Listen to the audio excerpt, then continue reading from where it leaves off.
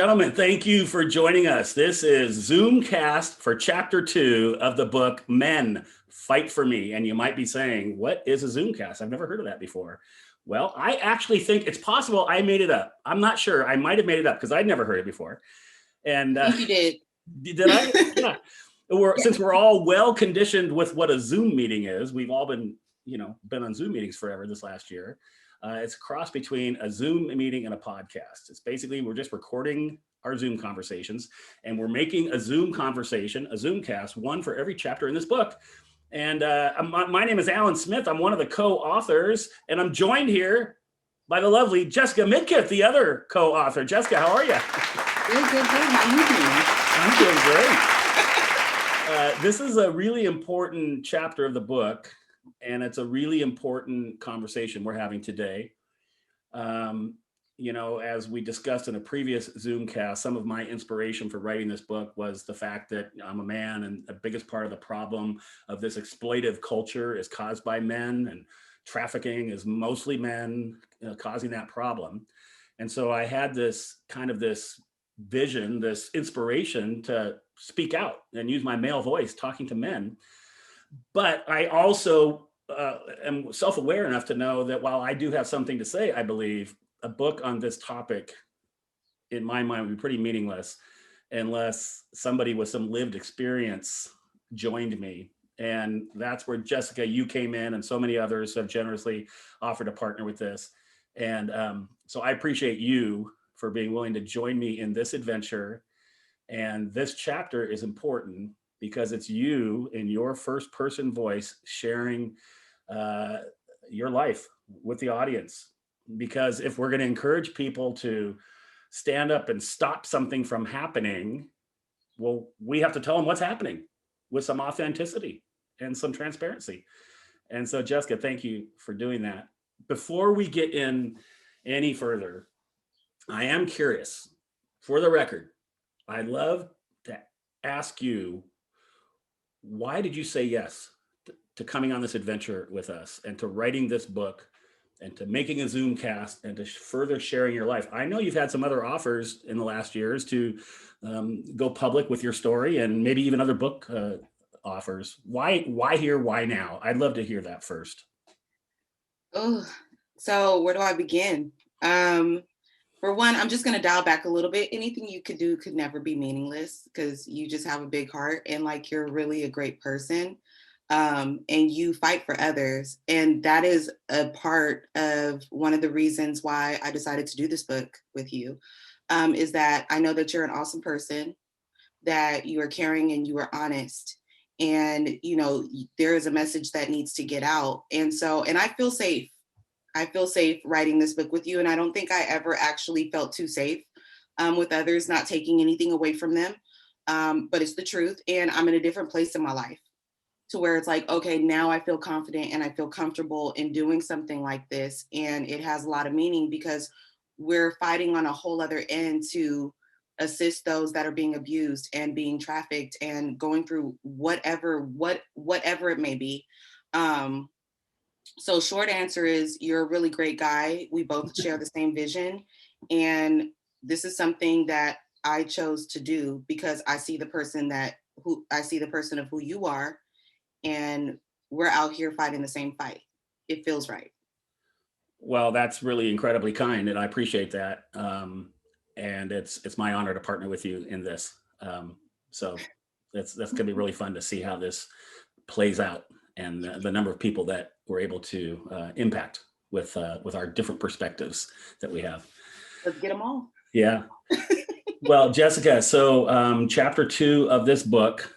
I want to start right now with the title of the book. For the longest time, it was The Life. We're talking about the life, which is kind of the slang for when someone is being exploited, as you're going to describe. And the book consultant that we've been working with suggested that we would add the word owned to the name of the title, owned/the life. And I think that makes a lot of sense, but I want to hear from you, when you think of ownership or being owned, why is it important? Why would we call a chapter Owned the Life? How do those two words fit together? I mean, they go hand in hand, because at the end of the day, being in the life, um, the person that is abusing you and exploiting you and trafficking you, they have ownership over you. They have claimed you as theirs, and it's something along the lines of when I used to speak or teach. For people to kind of get a better understanding, was like, say you go to a farm and you see cattle, right? And when you look at the cattle, you kind of see like a mark or a brand on the cattle. So if ever the cattle escaped, or someone came and stole some, or I don't know, there's that identifier of, oh, this is the person the cattle belongs to. And it's the same concept with the human being. So you'll see a lot of children and adults that are in the life, unfortunately, that are branded. I have a brand on my neck from the life. Um, and so if ever I would want to run, you know, I couldn't get far, and I would be positioned back with the exploiter. It's all about them saying, after you get this, or after you've done this, or once I've gotten my hands on you, you have no life. Your life consists of me. You go and you work and you bring whatever back to me. You're not an individual or a human being. It's almost like your cattle. Do your job and everything will be fine. That is such a interesting and troubling concept, that another human would claim ownership over another human. You would have thought, as a society, we've progressed and we've gotten past that. We've all heard of the transatlantic slave trade, and even further, back in history, there were slaves. That was a thing that was pretty common in most societies. Yet, still today, still now, there are people that effectively are being slaves. And this ownership thing, it drives me crazy. That the tattoo, the branding. My son Trevor married a girl from Texas, and they have some cattle on a piece of property there.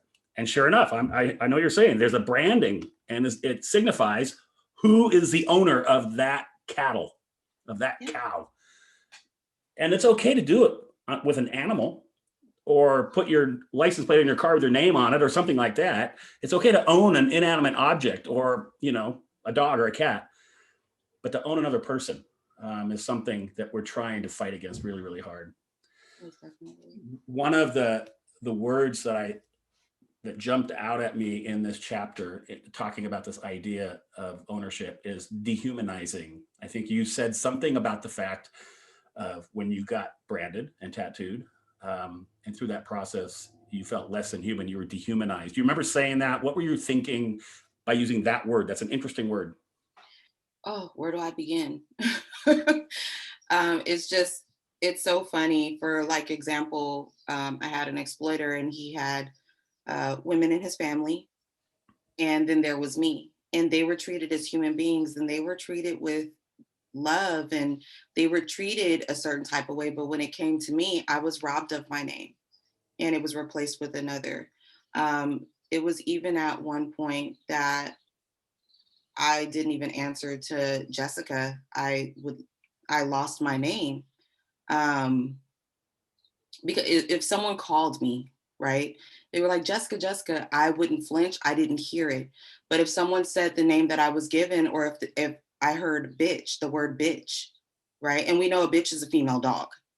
It's not human. That's what I would answer to, unfortunately, as sad as that is. That was something that, where you saw the human in me, it was basically gone. It Anything human in me was basically diminished. And the things that I was subjected to over the years of being trafficked, and the things I saw other young ladies being subjected to, being trafficked, we just know we wouldn't treat another human being that way. The beatings and the talking down and withholding food, or whatever it may be, those are things that we wouldn't do to another human being. We wouldn't do that to our children, right?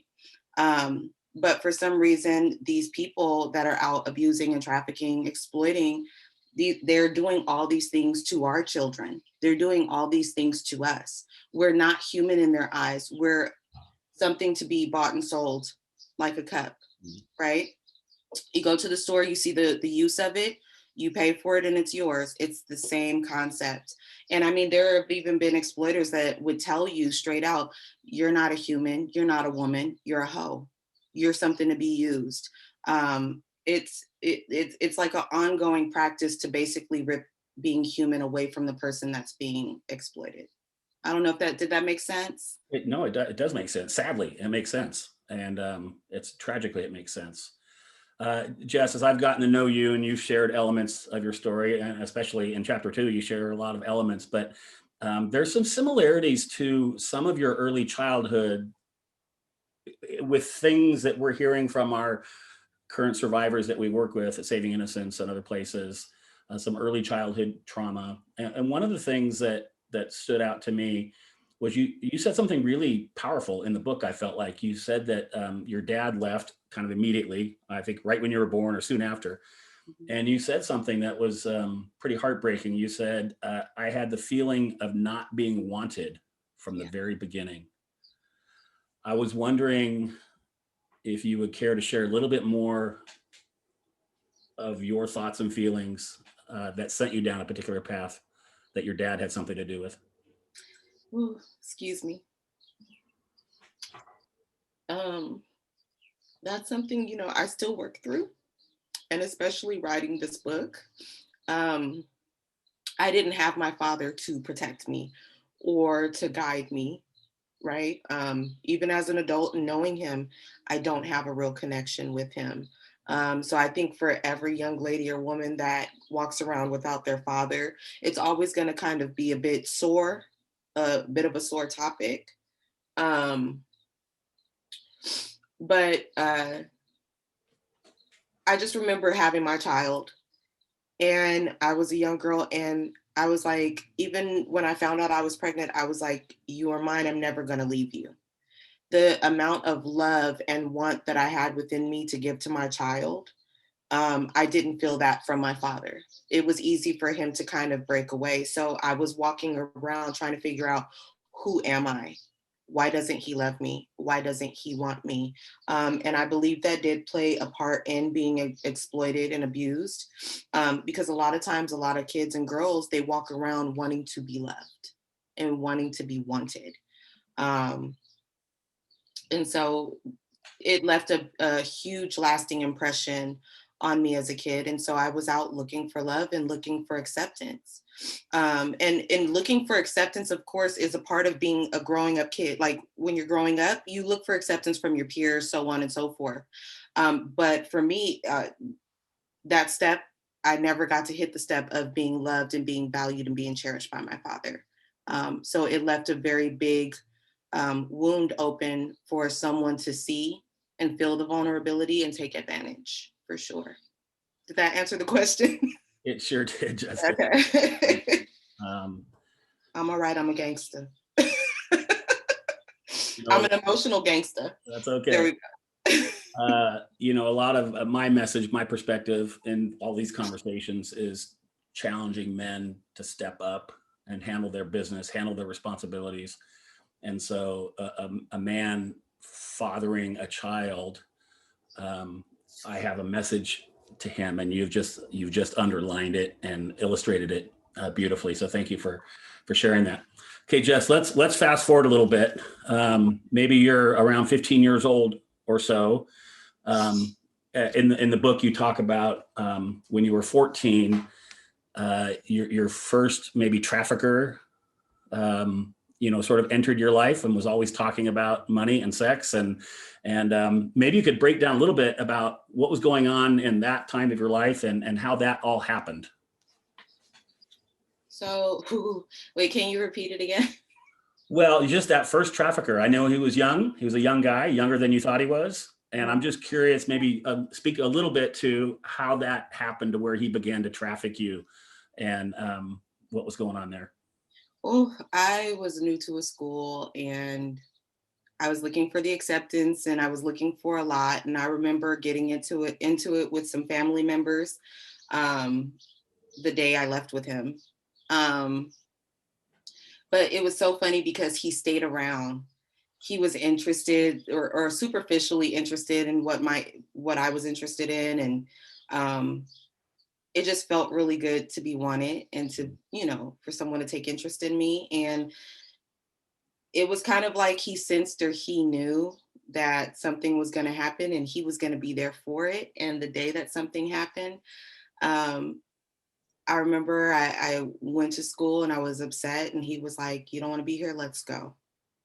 And I left with him, and that's when things kind of just took their turn. Yeah. Um, but for me, it was just kind of like, hey, well, we're in this together. Okay. I suffered through trauma. He was going through his stuff and he had a master plan. And I was like, you know what? I'm not new to this. I'm not new to being used by men. I'm not new to being abused. Hey, at least I'll get paid for it, and at least he'll accept me for it. Yeah. Um, and so for a long time, off and on for a while, it would even come off as even fun for me to be out there in the life, because there, for the first time, it kind of felt like there was some purpose to my life. Hmm.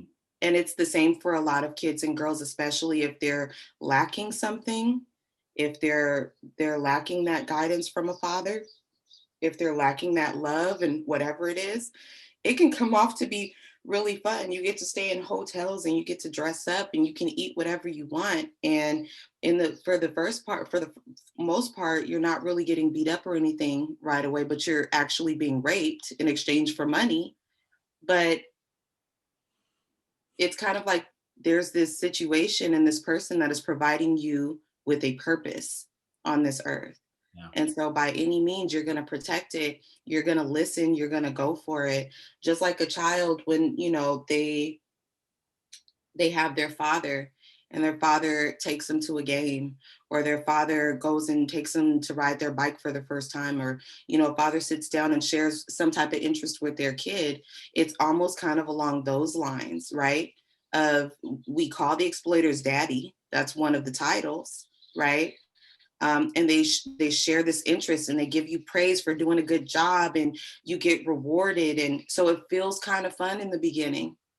And then reality sets in, and when it does set in and you're beat up for the first time or the second time or the third time, um, it's almost kind of like you feel like, well, I deserved it. I got disciplined for a reason. It's really sick. How I'm trying to paint it is, these exploiters and these abusers mirror a lot of what a father would kind of do in certain instances. It's just kind of warped. And so when he did this, and when I found out how old he was, it was just like mind blowing. It was a kid Yeah. that I was working for. It Yeah. was another kid. He was a year older than me. Mhm. And someone had trained him so well, a fatherless child, a fatherless young boy, um, to be my exploiter and my abuser. And so, I mean, I can go on forever and really go deep into it, but it kind of paints itself for exactly what it is. Yeah. Um, Yeah, it's tragic that so much of what's happening in this child trafficking reality, it's filling a void and a gap in so many of these kids' lives that was left by the gap is left by an absent dad or an abusive situation at home. And so there's a manipulation, there's a almost a well, there's a deception and a manipulation, um, that these kids are getting a message and they're hearing everything they've ever wanted to hear yeah. from this person, this counterfeit, this imitation dad or boyfriend. And it's so funny because in that instance, because, and people always say, oh, the exploiters are the pimps and they're so bad, they're so bad, they're so bad. And we'll talk about it. But in this particular instance, I was a young girl and he was a young boy, and we were both groomed to be in the life on different ends. Yeah. I was to be the victim and to be used and to be abused, and he was to be the perpetrator. And remembering, I'm a young teen, and so is he. He's only a year older than me, and he knew no better. So where was his father? Yeah. Where was my father? He's Yeah. not, the kid wasn't inherently bad. He was only listening to what an adult man taught him to do. Yeah. And so I think that's the importance of having fathers. So Later in the book, we have a whole chapter as we break down the traffickers and kind of what's going on inside of them. And so we won't do it much more here, but the idea that the same conditions that produce the victim, the vulnerable, the exploited, those same conditions are producing these young traffickers too, that we find out. Okay, so we're not going to go into great detail unless you really want to, because we do so in the book, and you were courageously shared when you were 17 years old, and these couple of guys thought you looked like Pocahontas, and share whatever it is you'd want to share about kind of that phase that happened. And I know that you've said things like that's when the trauma really set in for me. Not trying to go back there, trying to go back to a place that you don't want to go, but I know you do so in the book. And so if you want to share a little bit about some of that season, we'd love to hear it. Yeah, no, yeah, it's so funny because like that's when that was the moment like me feeling immortal to some extent, it was completely diminished, right? I didn't truly feel fully immortal beforehand, but I mean, any hope of feeling that way was gone. I just, I remember just being out and I was put down to work. And before I could even catch my first John or date, I was followed by some guys and they, I guess, had a plan kind of worked out in their head that they were going to kidnap me. They were going to take me by force, which is not uncommon in this life, in this subculture, because it is a subculture. We have to remember. And I remember I went through this whole process of being broken and broken down. And I was broken down before, but this was a whole new level. But before that process even began, my life was threatened and I could have lost my life at any moment being in this life. And so I couldn't really think, too far in the future, or I couldn't really put all the pieces together back then. But what came to mind overall in general and thinking about it now is, this life is kind of like death in one way or another, whether it's physical death, spiritual death, emotional death. And literally, I think I was dying in order at this point. I think at some point, the only way out for me would have been either in jail or in a body bag. Yeah. Yeah. You during that season and then a lot of seasons, I know you've talked about, you saw some pretty disturbing images. Paint a little bit of a picture for our listeners and our readers as to some of the things that you'd want to share with us here. Well, yeah. So where to begin, right? I think just basically, I remember we had a house in another state in a certain area. It was an actual big house. And come to find out, my exploiter, along with a lot of his friends, kind of put in for this house, and they would take young ladies or, coerce, take them by force, however they would do it. They would take these young ladies back to this house and they would put them in dog cages. And they would rape them repeatedly. They would ration food. The girls would sometimes use the bathroom on themselves because they wouldn't let them out. And then they would even use a technique that I would later on learn the name to, which was waterboarding. They would waterboard them, which is like the cloth over the face and they're pouring water. Basically, they're drowning them. And so after seeing all this stuff, it left a lasting impression on me. And it wasn't, as crazy as the sound, it wasn't the worst, but it was definitely high up there. And, part of that too with the tactics is I'm going to literally break you in every way I see fit and possible. And there's a method to the madness, which I think we kind of brush on in the book on like what that kind of looks like.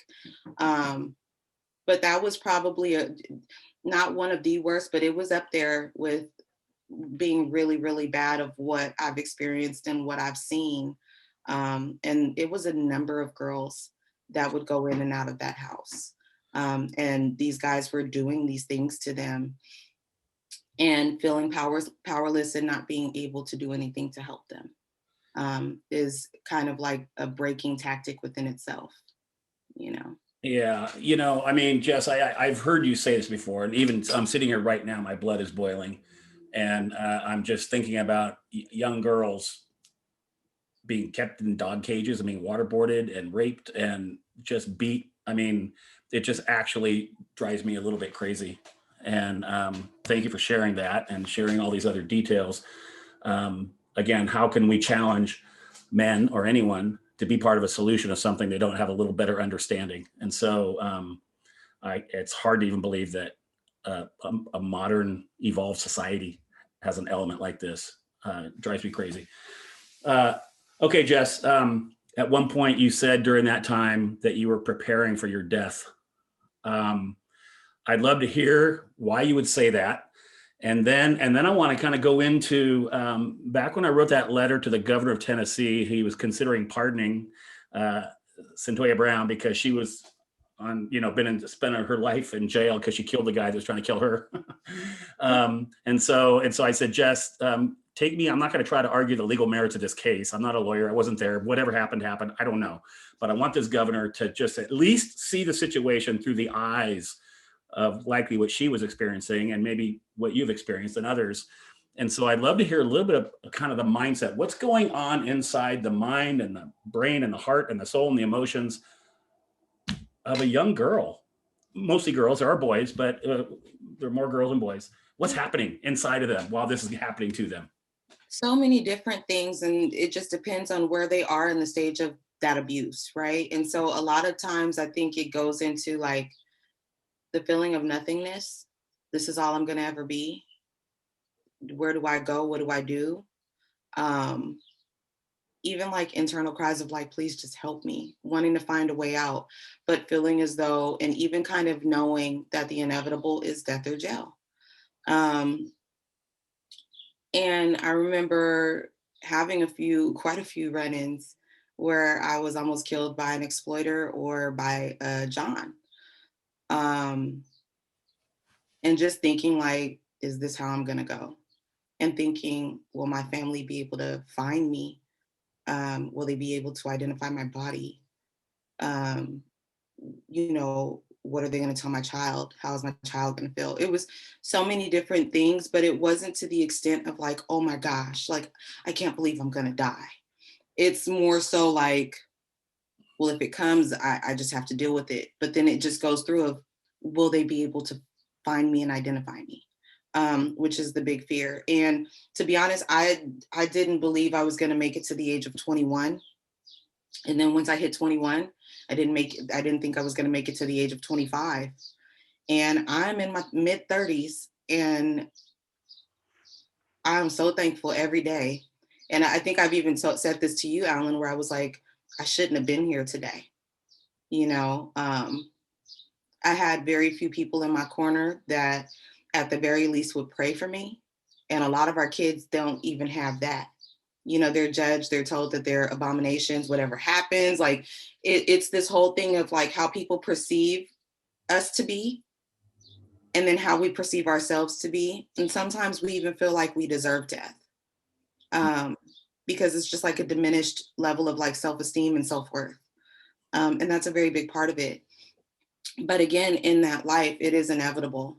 You're either going to end up doing a lifetime in prison or you're going to die.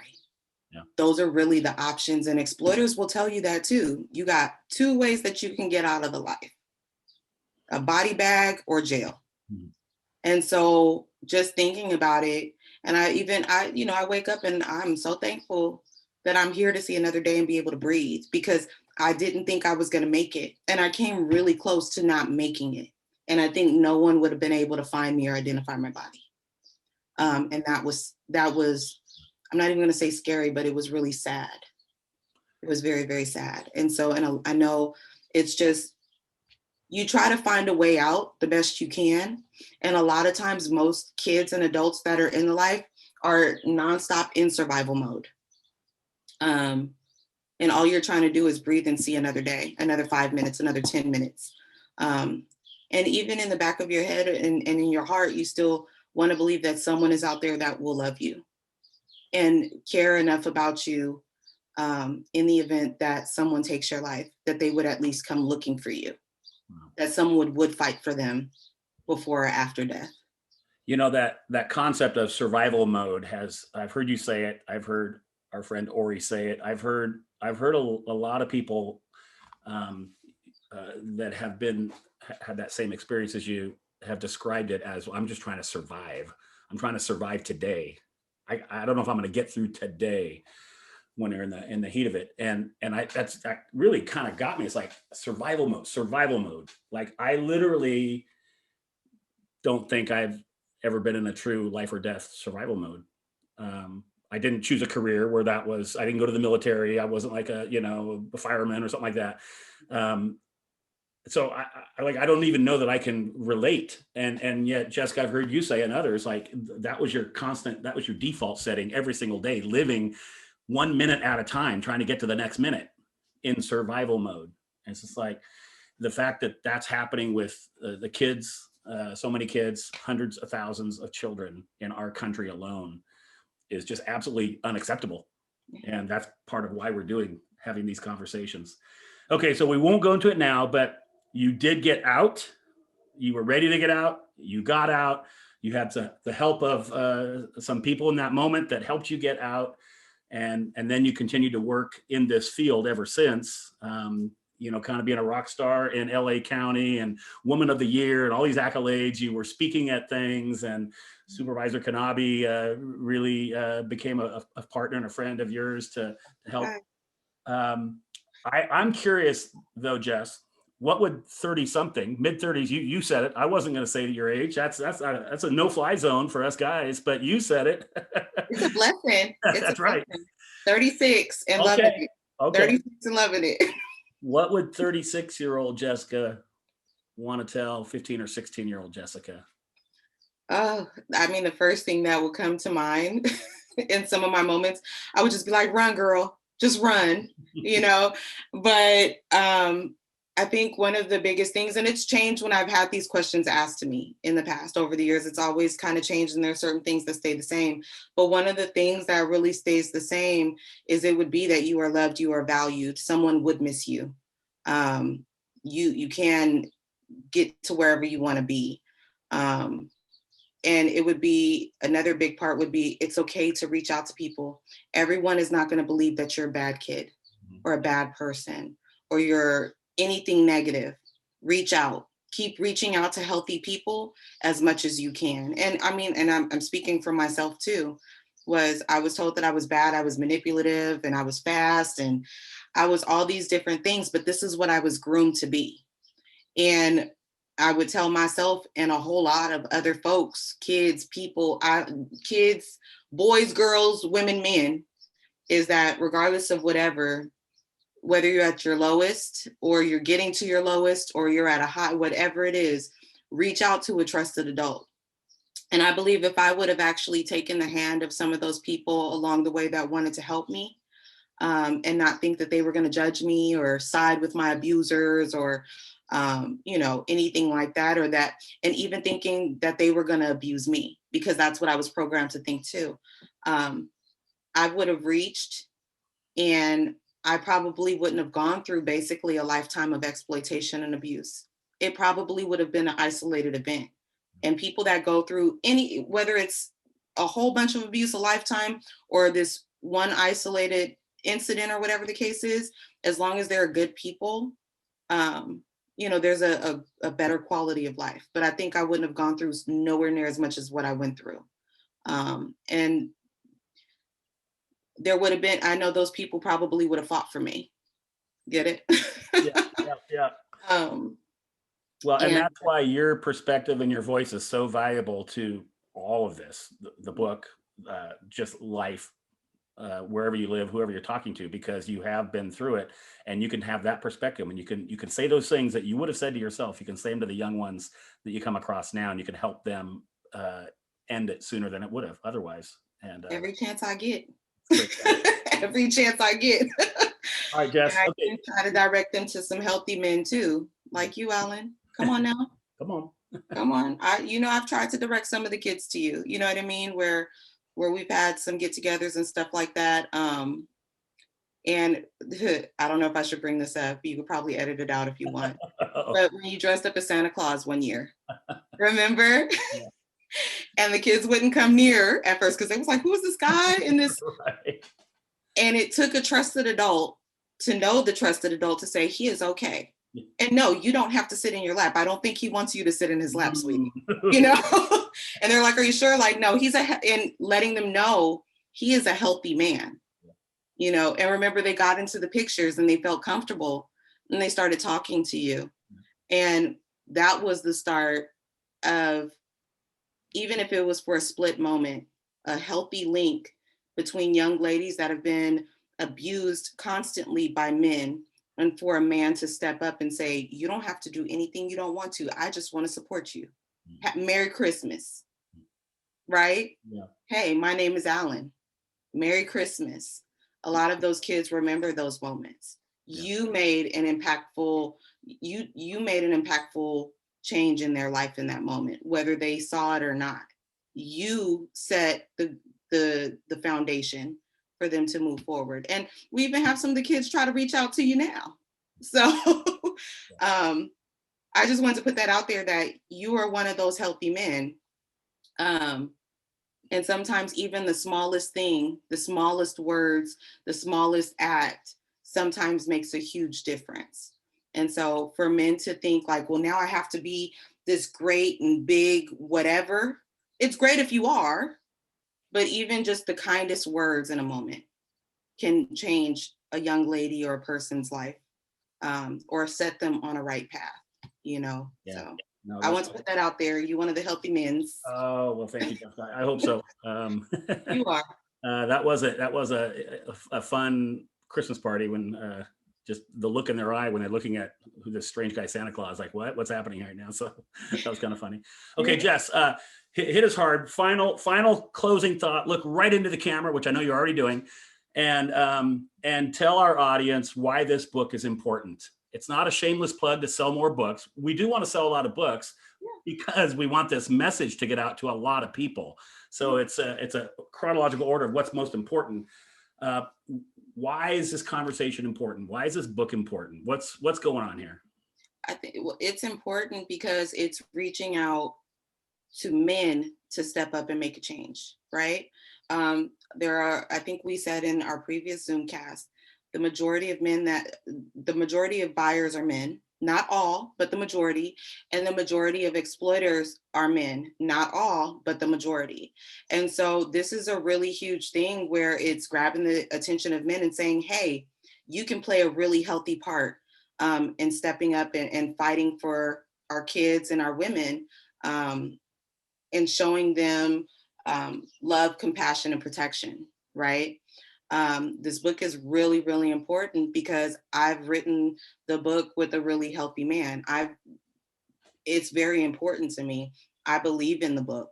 I believe in what's been written, and it's been thought out carefully, what's going into the book and what's being I lost my train of thought, but what's being said, right? It's just a really valuable, important, and even a life-changing message. And so no matter how far you go into the book, I think a person's going to want to continue to pick it up, because this is about change here where we are, and making things better for our kids, for our grandkids, for our nieces, for our nephews. And, you know, this affects all of us. This book is bigger than what we think it is. So it's really, really important, because I wish there was something out where men were reading something like this, because there could have been a lot more healthy men that felt comfortable in stepping up and helping me, and saying, this is not the life for you, you know, and I want to help. And unfortunately, there's no book out like this. Fortunately, unfortunately. And so, yeah. That's a great word, Jess. I agree with all that you said. It's an important message, because newsflash, men are the problem.